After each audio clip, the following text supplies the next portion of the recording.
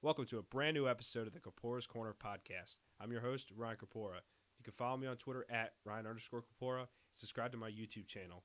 Today's special guest is ESPN's poker analyst, Norman Chad. Enjoy. ESPN's poker analyst, Norman Chad, how are you doing? I've seen better. I've seen worse. You also read a column for the Washington Post called Couch Slouch, and you can follow him on Twitter at Norman Chad.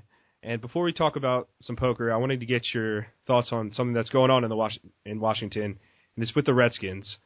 They're 3-11 this year.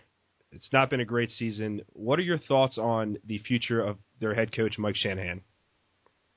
Yeah, that's an odd soap opera, which nobody but I think Dan Snyder and Mike Shanahan know what the whys and wherefores are. I'd be surprised to see Shanahan there beyond this year, but nobody knows. They seem to be digging in deep. Shanahan probably wants to get fired so he can make his $7 million. Daniel Snyder probably wants him to quit so he can save $7 million. I can't believe either one wants Mike to be there next year, but we'll have to wait and see. Speaking of Daniel Snyder, a lot of talk about how bad Jerry Jones has been with the Cowboys and his ownership.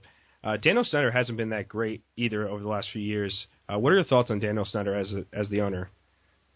Yeah, I'm not a Daniel Snyder fan as a person. As an owner, I'll say this: he badly wants to win. There's no question that every year he's going to take as much money. Some people just take the money that you make in the NFL. The Cardinals did this for years. You can make a lot of money at the NFL and still be bad because the league is so strong and has such a strong revenue flow. Daniel Snyder, ever since he bought the team in 1999, he wants to win it all. He's put all the money into it that he can possibly do. So there's no lack of will there. He hasn't had the best plan on how to win it, and sometimes it takes some luck. So he's definitely backed off the last few years. He used to be more hands-on. Obviously, he fires coaches about every other year during his 14 years. In this case, he backed off a lot over the past 4 or 5 years and handed it over to Mike Shanahan, and so far it hasn't worked out very well. Well, they broke the bank for RG3 a few years ago in the draft. They traded a lot of draft picks to the St. Louis Rams. And last year, a lot of great things happened with RG3. This year, though, he's struggled a little bit coming back from the injury off the torn ACL. He's been shut down for the rest of the season. Kirk Cousins has played last game, and he'll play the rest of the season. What do you think will be their offseason plan regarding both quarterbacks? Again, that's another one that you could just flip a coin, and I don't know if it's going to come up heads or tails as far as what their plan is. Only they know. It's just extraordinarily odd, and John Madden addressed this last week, to quote-unquote shut down RG3 for the rest of the year, if indeed he is healthy. And most people say that he is healthy. So to take him out of 3 regular season games, as Madden pointed out, there's not that many games in the NFL. You only get 16 a year. Some guys only play 3 or 4 years in the league. So to take your franchise guy out and say we're not going to play him the final 3 games in the year, I agree with Madden. Every snap he gets, every series they have, quarterbacks grow in particular in leaps and bounds as they keep playing. It struck me as very odd that they would take RG3 out. So I don't know if they're, again, just auditioning Kirk Cousins so they can get a good deal for him if they want to get rid of him at the end of the year and get some draft picks back that they lost through RG3. I don't know what their plan is. Which quarterback do you prefer? I prefer Peyton Manning. I know people I like Brady too, but yeah, it's a weird thing, Ryan. RG3, there's so much hype because he had such a tremendous year last year. And, I always remember something an old baseball broadcaster for the Baltimore Orioles, Chuck Thompson, used to say. He used to say, no team is as good as it looks when it wins. No team is as bad as it looks when it loses. RG3, any particular player is the same way. He looked like he was the second coming of Sammy Baugh and Joe Montana. And nobody is that. So he looked better last year than he was going to be. He's looked worse this year than he's going to be. He's going to be somewhere in the middle, and he can be very, very good if his head's on straight and he has good parts around him.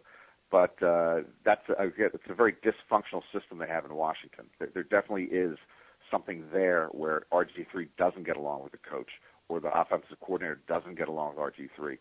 There's no question about that. They're not all on the same page. I'm speaking to Norman Chad.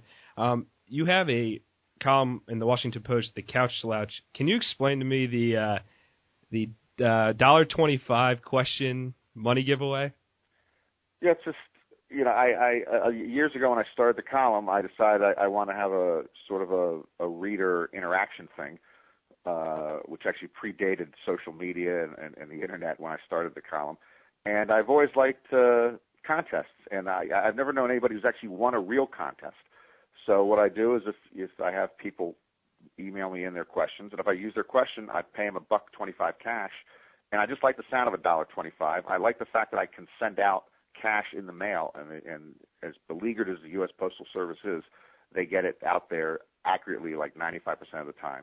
So actually, I love putting a dollar bill and a quarter in an envelope. I send them a letter. They get their letter published. There's three or four published a week. And these are people who get real money. Nobody, they always talk about the Publishers Clearinghouse, and we'll walk up to your door and we'll give you $1 million check or something. Nobody. I've never met anybody who's won any of those things. So this is one where it's not a lot of money, but you win $1.25 if you get your question into my column.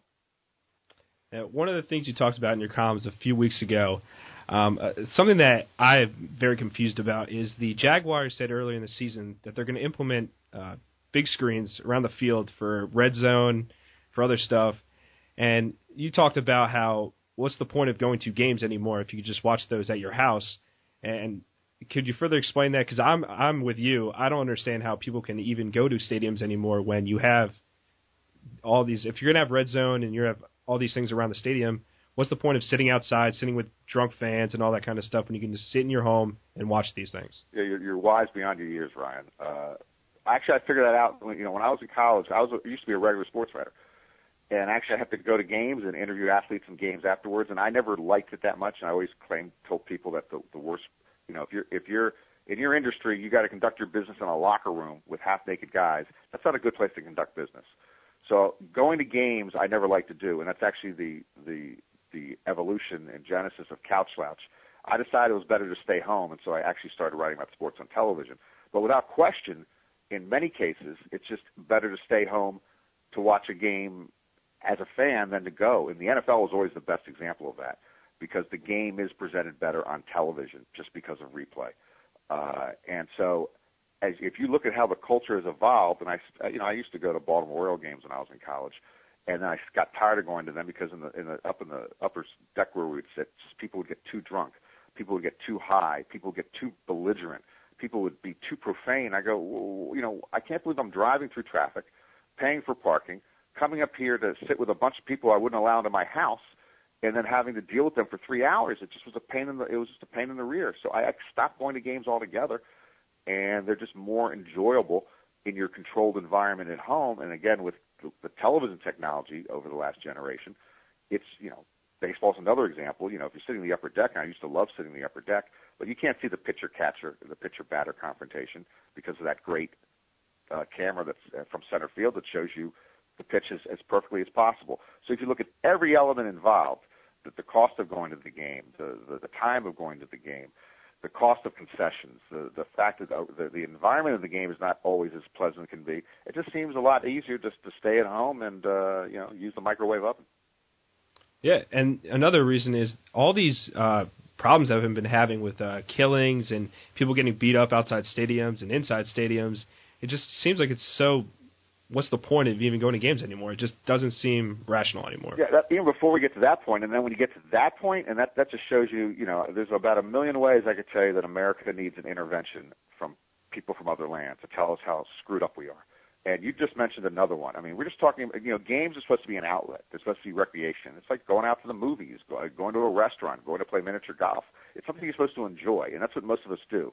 But when you go to a game, and then, and I live in Los Angeles, and we had these incidents over the last couple of years where, the San Francisco Giants fan was beat up to an inch of his life after a game in the Dodgers parking lot because he was a Giants fan and he got in an argument with Dodger fans. And then this year we had a Dodgers fan who was murdered after a Giants game in San Francisco, again after a confrontation with Giants fans. When we reach that point, again, it's time to, literally to sit back and reflect on what the heck are we doing? So it's no longer just recreation. It's no longer just an outlet for a release, from your work week. We've lost our minds. So yeah, on top of everything else we talked about, you now can go to a game and you can be in harm's way at any given time. All right, switching gears to the poker side of things. I was reading an article on ESPN.com the other day that they updated their poker rankings, and Daniel Negreanu has taken over the top spot after winning 2 bracelets this year. None in the United States, though. He has 2 overseas. Do you think right now he's the best player in the game? That's always. I'm not a fan of those rankings that we do. Poker's weird. In other individual games and sports, it's much easier to have rankings. Tennis and golf and auto racing, because you can see the performance out on the field. Poker, there's different types of performance that you can't even see, because poker has both tournament play and cash play, which are 2 different things. Poker has live play and online play. You have no idea what people are doing at any given time except for tournament results. So those rankings are supposed to encompass everything. So to tell you who's the best poker player in the world, I can never tell you that at any given moment. Yeah, I can tell you that Daniel Negreanu is always one of the very best players at any given moment, as is Phil Ivey. But to rank the players, it's good for people to discuss and to argue. But that's an impossible thing to do.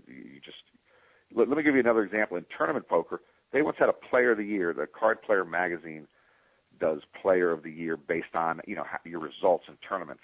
Well, you literally could be the Player of the Year, and you could be losing for the year, because you could just enter every tournament possible, and those tournament rankings just reflect the times that you win. It doesn't reflect all the times that all the other money you put in when you don't win. So one person can cash and make money in 5 tournaments, and he only played 8, and that's pretty darn good. Another guy can make money in 6 tournaments, but he played 500 of them, but his 6 tournament wins might show more money than the other guy's 5 tournament wins, but he's lost a lot more money than the other guy because he's played dozens and dozens of more tournaments. So even that is not – it's just impossible to figure out what's going on in poker that way. Well, something that's been kept track of is the bracelet count, and Phil Hellmuth right now leads the way with 13. You mentioned Phil Ivey and Daniel Negreanu. Negreanu has 6, Ivey has 8. Do you think one of them will eventually catch Phil Hellmuth, and how many do you think Hellmuth will end up with? Yeah, that's so difficult to tell these days because the fields are so large.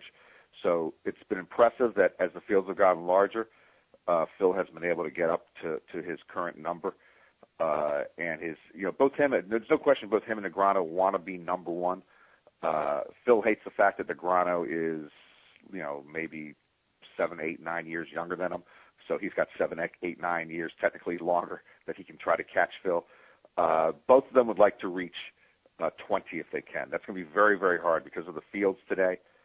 Doyle Brunson's got 10 bracelets, and his two world championships that he had bracelets. The total field was 22 and 32.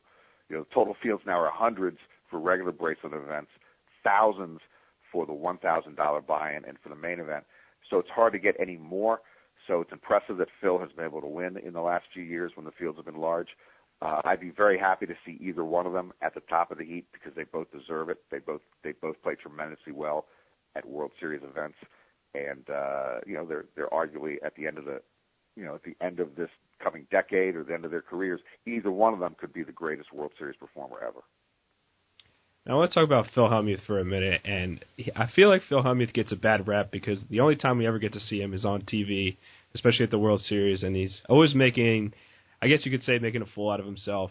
And I know you're playfully hard on him when he is at the main events, but in your opinion, is he really as bad as he's perceived on TV? Yeah. Look, I'm playfully hard with him, and by the way, I get along with him great. I love to be around Phil Hellmuth, but let me tell you why he doesn't get a bad rap.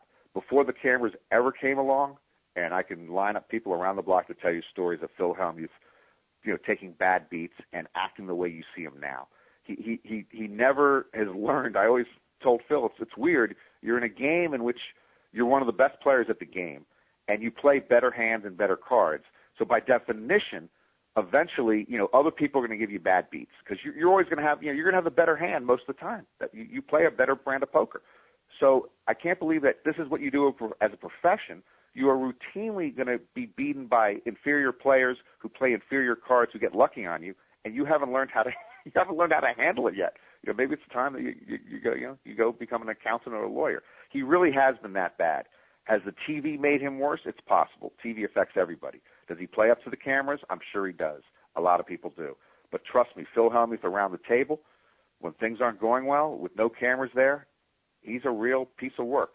And that's the one area where he never really matured.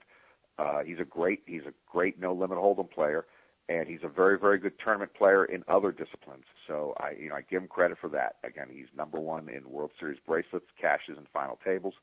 But as far as his table comportment, his bedside manner goes, what you see is real. He really needs to have some type of adjustment. And at this point, since he's approaching 50, I don't think the adjustment's going to come.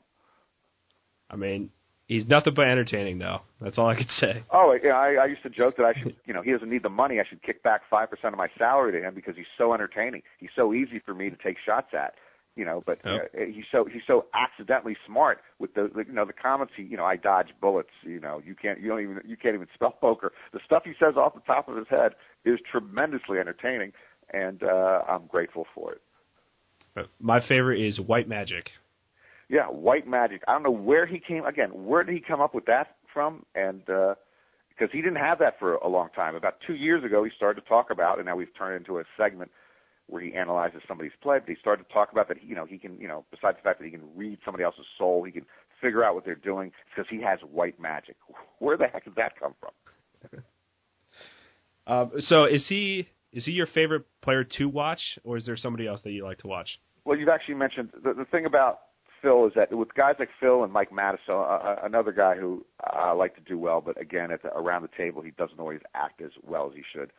I like positive energy, not negative energy. So sometimes they have a lot of negative energy. So someone like Daniel Negreanu, 95% of the time, he's positive energy. And I give Daniel a lot of credit because very young, very early in his career, when he was still in his 20s, and now he's 38, 39 years old, but he figured it out long ago about this is the way you're supposed to act. And he figured out how you're particularly supposed to act both just when you're playing other players who aren't as good as you. If you're nice to them, they're going to give you your money. They're going to want to give you their money instead of beat you. And he figured it out with television and just the public perception that that's the way you're supposed to act anyway. He's a de facto ambassador to the game. He acts the way you're supposed to act. He's always congenial. He's always talking up the businessmen and the amateurs. He seldom loses his cool when he loses a big hand. He's just always had the right attitude, and he figured that out again, as I said, before he even got to age 30. My favorite player to watch is Phil Ivey, and a lot of people perceive him as the best in the game. And what makes him so good at his craft? I can't pinpoint one exact thing. I'll say, there's a lot of little things in poker that a lot of little skills that it takes to be as better than the next guy, and some of them have to do with even just with the psychology of staying on an even keel at the table, good money management, good table management, knowing when to quit, knowing when to continue. And then as far as the games that go themselves, again, there's a lot of little skills that he's just a little better than everybody else at. He's a little better at reading another player. He's a little better at knowing when to get aggressive because he thinks somebody else is weak. He just picks his spots well. But the reason I've always, he's always been my favorite player and the guy I always claim probably might be the best, is because he's good at everything. Some guys are just good tournament players and they don't play well in cash. He's good at tournament and cash.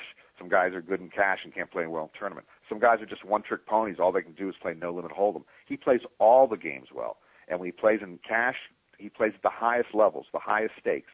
And he has survived and thrived for years. So I give him credit because he's like, he's almost like we say a five-tool player in baseball. He spreads it out. He knows all the disciplines well.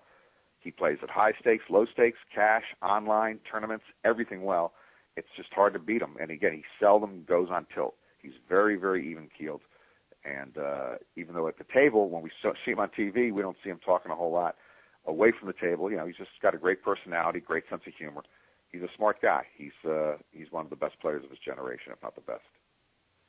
A few years ago, the World Series expanded to Europe. They went to Africa and now Asia Pacific. There's a lot of talk about is it good for the game and whatever. I think it is. Do you agree with that? Yeah, of course. It's by the way, some of the old school guys weren't happy when they went on TV and they were showing hole cards. It was going to, expose what they were doing, and this isn't good for the game. Anything that makes the game larger is usually good for the game. Anything that brings more people in. Before the poker TV boom of 10 years ago, poker was actually in card rooms and casinos. It was dying. A lot of Las Vegas casinos closed their card rooms because it just wasn't getting enough business. Card rooms are loss leaders anyway for casinos. The slots make them all their money. Card rooms are, they're a little more labor heavy, so you need more space. You need dealers. You need pit supervisors. So yeah, as far as any expansion of the game to make the game more popular, going to Europe, going to Asia, going to Australia, that makes sense. Some people complain, well, it's hard to get over there. Well, it was hard for the rest of the world to get to Las Vegas. The main, most of the bracelets are given away in Las Vegas. 100% of them were given away in Las Vegas till 5 years ago. So this is just an expansion of the game. It is a worldwide game. It is growing leaps and bounds elsewhere, largely because of the internet. And the U.S. has actually fallen behind because you can't play legally in the U.S. in most places on the internet. So other places, other parts of the world are playing more poker, and they're getting better at it, and they've caught the U.S. and some of them are better than American players. And, a tournament that happened last year, the big one for one drop, was $1 million buy-in. You had 24 pros and you had 24 entrepreneurs. It didn't happen this year. Do you think it will happen again in the future? Yeah, they decided, they just announced actually recent, Ryan, they're going to do it. They weren't sure if it was a one-time thing, if we'll do it again, we'll do it annually. So they decided to bring it back to the 2014 schedule. Now, I don't know if that's going to make it an every other year thing.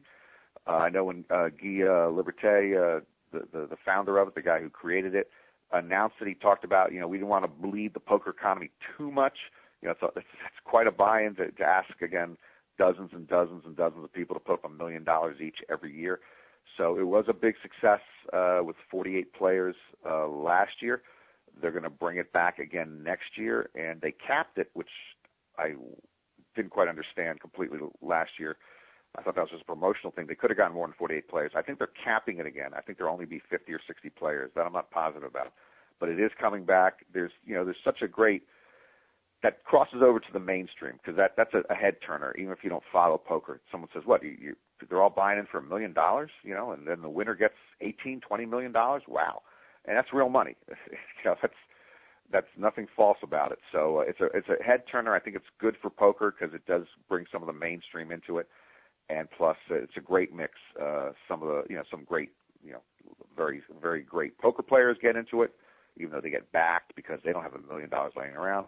And then the other half of the element are the businessmen who just want to play against the best in the world and just throw $1 million into the pot and see how they play. Phil Hellmuth has 13 bracelets, and you don't have one yet. When are you going to catch Phil Hellmuth?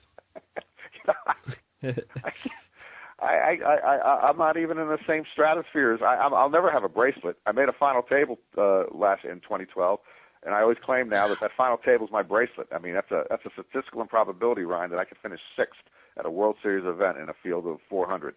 So I'm not a professional poker player. I'm a recreational player, and I only play in about 2 or 3 World Series events a year. And I was thrilled the first time I cashed 3 or 4 years ago. So I thought that was as good as it gets to cash. Then I cashed again, and then to make a final table. Oh my goodness! It was a great thrill. I never even thought of winning the bracelet. I just when I was cashed and it got close to the final table, I said, "Oh, can I actually make the final table?" And when I did, it was very exciting. So I don't really have dreams of a bracelet. I barely have dreams of getting up in the morning and being able to brush my teeth. So I was happy enough to make a final table. What do the pros say to you when you're out there on the field? They give me a lot of guff. First of all, I'm an easy target, and I love to take the. If I can hand it out, I should be able to take it. So they love, especially when they sit down with me. They rub their hands together and oh, we got a fish fry here today. Oh, biggest fish in the state has sat down at this table. They can't wait to take my money. So they just like especially the ones who I get along with, or most of them, they just like kidding around with me and telling me how poorly I play and how poorly I talk on TV and how poorly I live my life. But that's just the nature of the beast. It's almost like locker room humor. They like to give you the business if they can. Before I let you go, and I really appreciate you taking the time to talk to me today, the World Series of Poker has circuit events, and one is coming near my town in Philadelphia in April. I'm about an hour from Philly. So to the listeners, what goes into a circuit event? What can we expect for that week? The circuit event's like a mini World Series. The World Series is essentially like the Olympics. It's 50 or 60 events over 5 or 6 weeks, and there's a new event every day. The circuit event with smaller buy-ins is like a week-long thing where there's usually between 5 and 10 events, and most of them are no limit hold'em. And so it's smaller buy-in, and obviously when we bring them to, we used to, the first couple of years we televised circuit events back in the day when ESPN had a bigger production budget to go show those things, and that was a big deal then. It's still a good deal because it's essentially taking the World Series around the country, and you try to get a circuit ring. So it's instead of having to pay $1,000 or $2,000 or $5,000 buy-ins, they're more like $300 and $500 buy-ins, and so it's more affordable. The fields are smaller, and the play, sometimes is not as good as it is in Las Vegas, but it's a great opportunity. They're a lot of fun, and there's a lot of people who just play the circuits. They travel the country and play the circuits. Actually, the guy who won the World Series main event this year, Ryan Reese, was what we call a circuit grinder. He had cut his teeth playing circuits the last couple of years, and he had a lot of success at the circuit in the last year. So it develops your game really well, and it's just a lot of fun. Like I said, because it doesn't take a huge amount out of your budget. You can sit down for just $200 or $300 and try to win a ring. And the pools are pretty good, and they seem to be pretty popular. Some stops. It's amazing how big the fields do get. They get larger than I think they're going to get. But it is the World Series, so people like to play. It's a great brand, the World Series. The World Series people do a good job bringing it around the country, and they're a lot of fun. Well, thank you for taking the time to talk to me today. You can follow Norman on Twitter at Norman Chad. You can follow his column in the Washington Post. It's called Couch Slouch. He is a 3-time cash player at the World Series of Poker. And, Norman, I really appreciate you taking the time to talk to me today. Sure, Ryan. Stay in school. I will. All right. Have a good one. You too. Thank you. Bye-bye.